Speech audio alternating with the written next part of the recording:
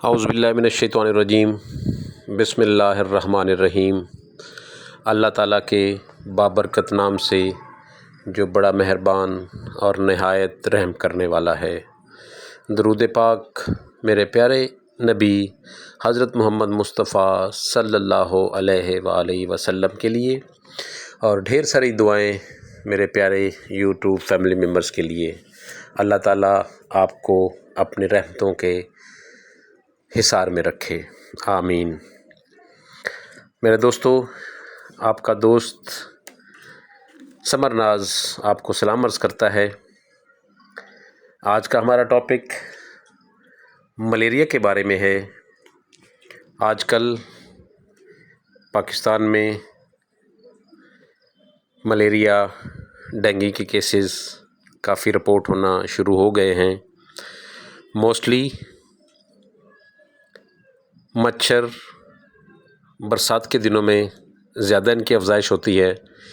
आपको पता है कि इनकी अफज़ाइश ज़्यादातर जो पानी खड़ा होता है, गंदा पानी, बारिशों का पानी या आजकल सैलाब वगैरह आए हुए हैं मुख्तलिफ़ हमारे पाकिस्तान के हिस्सों में, उनके शाम के औकात में ये वहाँ पे अक्सर मच्छर पाया जाता है और रात के वक्त ये इंसानों पे अटैक करके उनमें मलेरिया और डेंगू जैसी बीमारियां प्रोड्यूस करता है।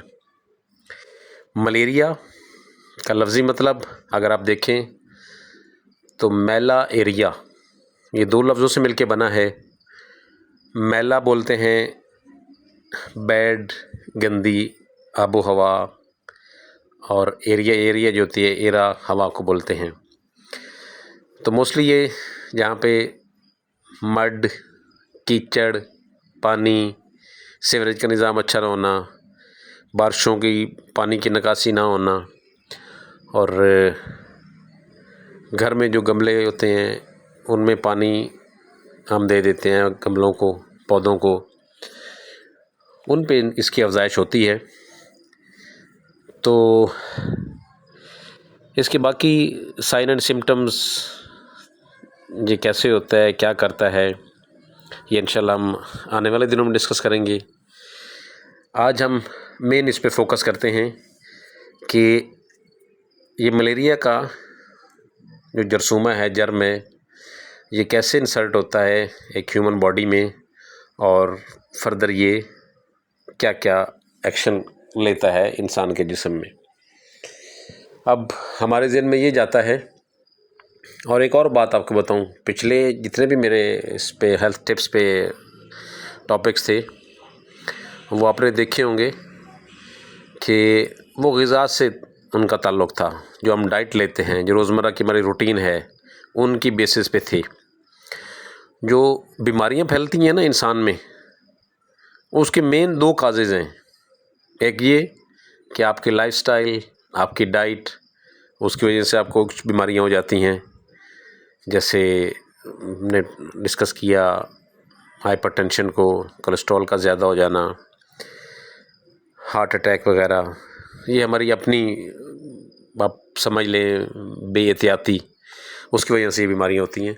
और कुछ ऐसी होती हैं जो पैरासाइट्स की वजह से होती हैं, तो फैलिए जिसे कहते हैं उर्दू में, वायरल हो जाए, बैक्टीरियल हो जाए, वो इंसर्ट हुए आपकी बॉडी में और आपको बीमारियाँ हो गई।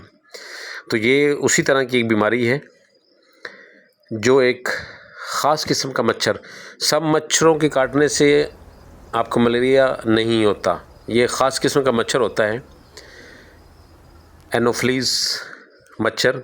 उसकी भी आगे जो फीमेल मॉस्किटो कीटो होती है, अगर वो इन्फेक्टेड है, उसके सलाइवा में वो है प्लाज्मोडियम है, प्रोटोजोआ, और वो अगर आपको बाइट करती है तो उससे एक हेल्दी इंसान को ये जो प्रोटोजोआ होते हैं वो शिफ्ट होते हैं via secretion of that female mosquito, और फिर आगे जाके ये क्या काम करते हैं उसके बारे में आपको डिटेल से बताता हूँ। जो मलेरिया के होस्ट हैं ये दो हैं, एक मच्छर, उसमें भी एनोफिलीज मॉस्किटो और उसका फीमेल मॉस्किटो जो होती है वो, और दूसरा ह्यूमन।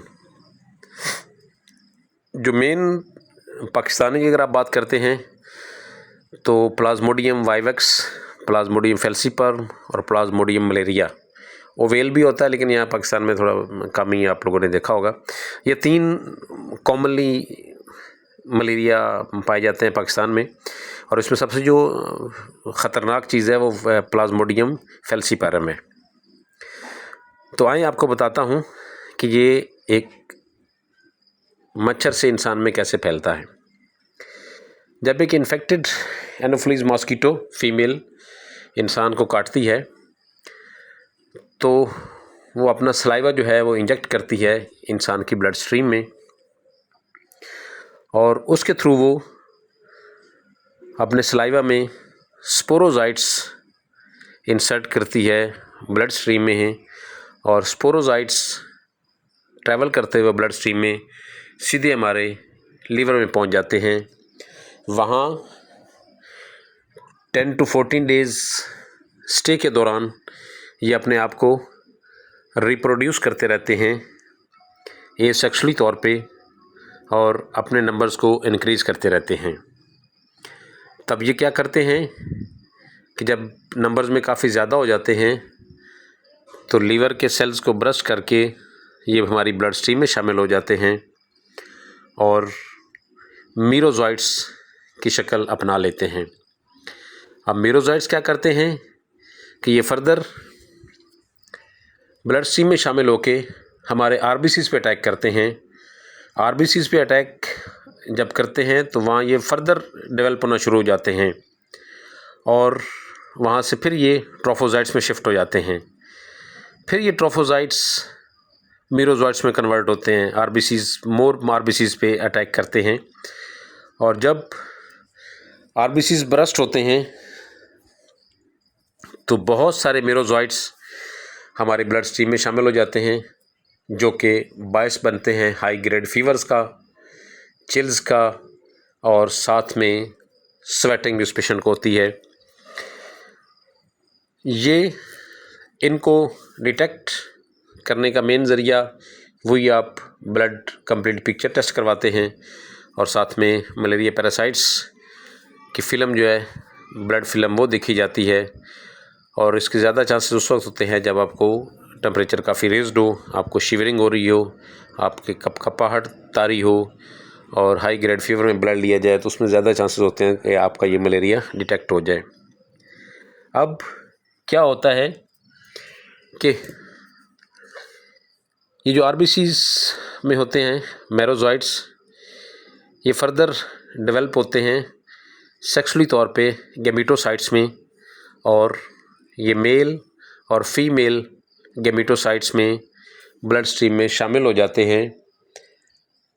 नेक्स्ट क्या होता है कि जब एक इन्फेक्टेड पर्सन जिसको ऑलरेडी मलेरिया हो चुका है और उसमें मलेरिया पैरासाइट पॉजिटिव आ गया है, अब कोई एनोफिलीज मॉस्किटो उस इन्फेक्टेड बंदे को काट लेती है, तो वहाँ से वो गैमेटोसाइट मेल और फीमेल दोनों को पिक करते हुए अपने अंदर जिस्म में ले लेती है, और ये दोनों जाके मेल और फीमेल गैमेटोसाइट्स उसके गट में जाके स्टे करते हैं, और वहाँ जाके ये ज़ाइगोट्स में कन्वर्ट हो जाते हैं। ज़ाइगोट से ये ओसिस्ट में तब्दील होते हैं, और ओसिस्ट से ये स्पोरोजाइट्स की फॉर्म में उस एनोफिलीज फीमेल मॉस्किटो के सलाइवा में जाके रहते हैं, और यूं ये साइकिल इंसान से कंप्लीट होके मॉस्किटो में शिफ्ट होता है, और मॉस्किटो से फिर फर्दर ये डेवलप होके फिर स्पोरोजॉइट्स की सूरत में प्रोटोजोआ होते हैं, ये इंसर्ट होते हैं हमारे दोबारा किसी हेल्दी इंसान को। तो ये इसका छोटा सा लाइफ साइकिल था जो मैंने आपके सामने रखा। अब आपने देखा होगा कि जब कोई पेशेंट होता है इसका मलेरिया का, तो उसको डॉक्टर साहबान कहते हैं कि इसको आपने मच्छर से बचाना है।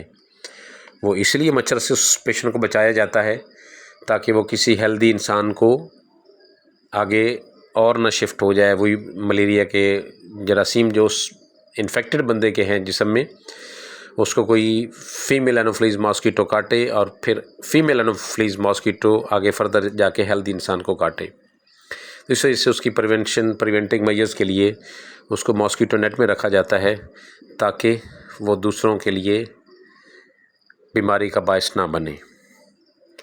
आने वाली वीडियो में इंशाल्लाह हम आपसे डिस्कस करेंगे कि मलेरिया के साइन एंड सिम्टम्स क्या होते हैं और उसका इलाज क्या होता है।